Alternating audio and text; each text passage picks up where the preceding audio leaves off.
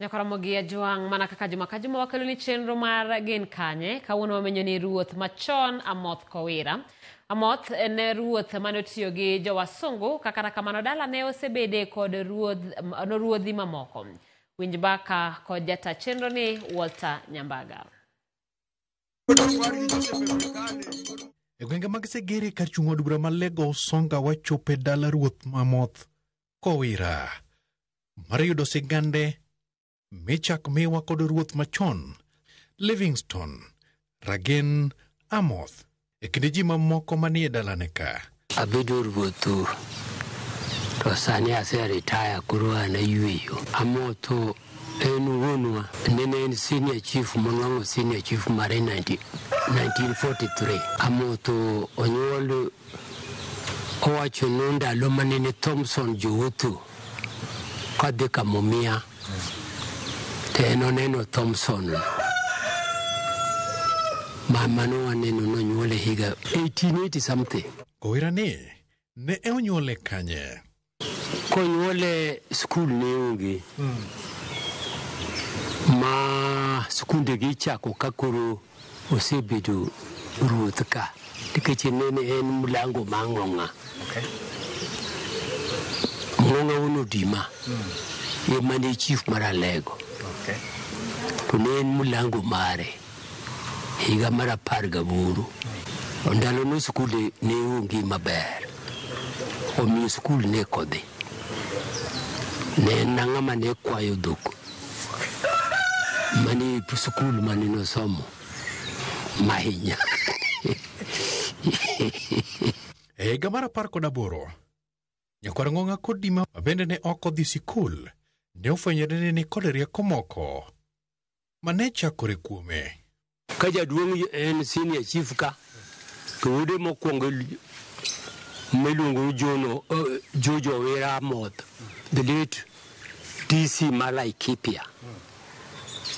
Mano ne wuode mokwongo to Nyasaye ne okawe higa 72 kotiyo ne sirkal. Waseneno Potas Ong'inja Amoth bende ne diyo ka. Waseneno Governor Cornel Rasanga. Waseneno Dr. Patrick Omwanda Amoth. Mago gin joge duto mosebet kaka nyithinde mosebet kod tije makamagogo. Will moke wacho ni be Paramount chief. Wuode miluongo Jono Tin Amoth ma bende oretire kaka senior chief. Aya bende ka biro 90 kotino tho kura bende akawe nyaka 2008 kaka baritire kaka senior chief. To wuonwa ne senior chief en wuo mar ariyo. To wan ndala ma Segere ka. Nying ni gero wa kalure kod tim manene kwarwa tomo. Neno hero jiwoko. To kendo neno rito ji maber.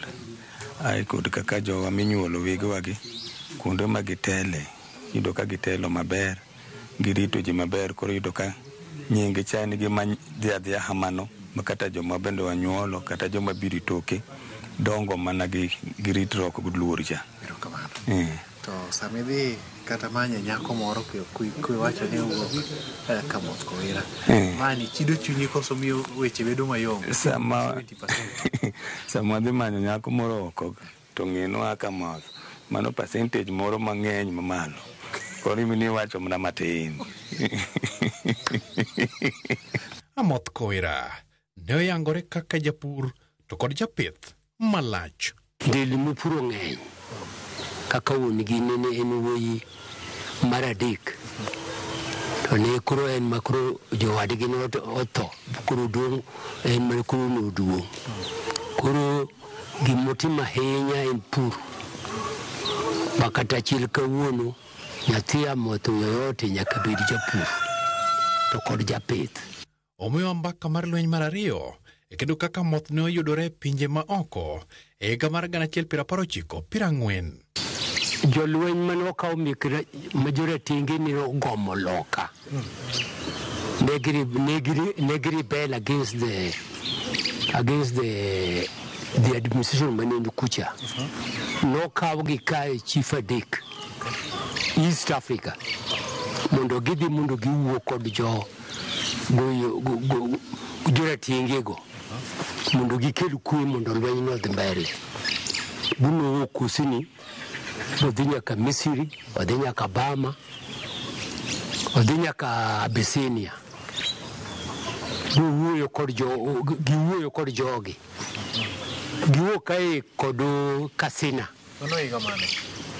Kasina giwuok 1940. Gin kod Kasina ndo mamano maro Ukambani. Ka gidhi wuoyo kodgi mondo lweny no gikedu gikonyo lweny no odhi maber. Right. Mane kama odhi e lweny. Ma iluongo ni Waluoto. Waluoto. To ere kaka dhodgi noyudo bedo ruoth? Ng'ong'a Kodima manene en ruoth mar Alego. Ng'ong'a ni nonwang'o ka Alego nene itiyo gi ruodhi mek dhoudi. To Ng'ong'a ni manondiko barua to yeyo dundu boterno bwana Kisumu. Neno dwaro ruoth mar Alego. Okodwa ma clan, odwaro mar Alego. Ndalo chato nene clan. Emani ngato clan ka clan ne kudu ruodhi. Koro ngani maneno omi ruoth mar Alego. Ko apply bo kau barua bondiko butiru na gudundu. Kai manengo ngobedi ruoth. Koro en won nobedo mulango maro. Ng'ong'a ni kwop won gi bende ni mulango. Koro ka won gi neti to kawe mondo kony Ng'ong'a. Bukai ma Ng'ong'a ni utiyo go higni go duto. Ndalo nogo na headquarter nenu Lirego mano Mumias. Kai manu wuka to biro jaute ma Ng'ong'a ko dhi Lirego to duogo. Ng'ong'a ni no neno no mai en jaute maber monego mi ruoth. Kai mabang' to Ng'ong'a otemo ng'ato kahenda, otemo to kuno owuok to gikoni en manobedo ruoth mar Alego in late 20s. Amoth bende ne jadoho. Unwa nen kod mun. Okawo mun jowadgi. Okawo kata meki. Namba to kakwan okana hol. Nikech ne ko yena na hol. Namba sene ko ajati ngdwaga. Ni holo. To ne okawo mun jowadgi. Bo pidho. Pubidu mneji kendo ka meki bende nitie. To kotho moto to kuro dungu muna pargario. Rumani nyalungi ne mun mange. To ere kaka ne oritoge? Ng'ato nyalo penjo ni ka in mon moyo 30. To ere kaka di tem ritogi mabende dala chung mana malong'? E kinde no ere kaka di rito? Jaduong' mawonwa nen kodu kaka wacho ne japur. Nen kod dere meki nyongo ni mondo. Manene en wuon en go ng'ato ka. To monde wegi bende ne tiyo tich mang'eny. Nene kaka nene kod lowo monde gi puro. To ne kita gudhoko kechowera kwari gi kotho wuon gi kotho. To weg dhok mang'eny. Nyimege ne bende ne nitie manyuo mang'eny. Koro dhako ka dhako ne omi ndalo to kod dhok manyiedho. Mai kaka ni orito mondegi. Kayo makosa nitie kata kech mo nitie idho mondo tituomo bel no dhako mama mochano kata igweng' nikopo ne en generous. Ituombo ideche ka kendo nitie mama chiel mane tuomo dala ka dala mama chiel to en mano tuombo ko ineno no dhako mai kech kayo gi nyithinde tituomo ni cham. Ina mane wuode ok nodwa ni bet mang'eny kod mamani, ibet machiegni kode, nikech kaka polygamous home inyalo bedo kod nyiego makata wadu ok nyal konyo. To jaduong' ne dwaro wach mar skul to wach mar pur.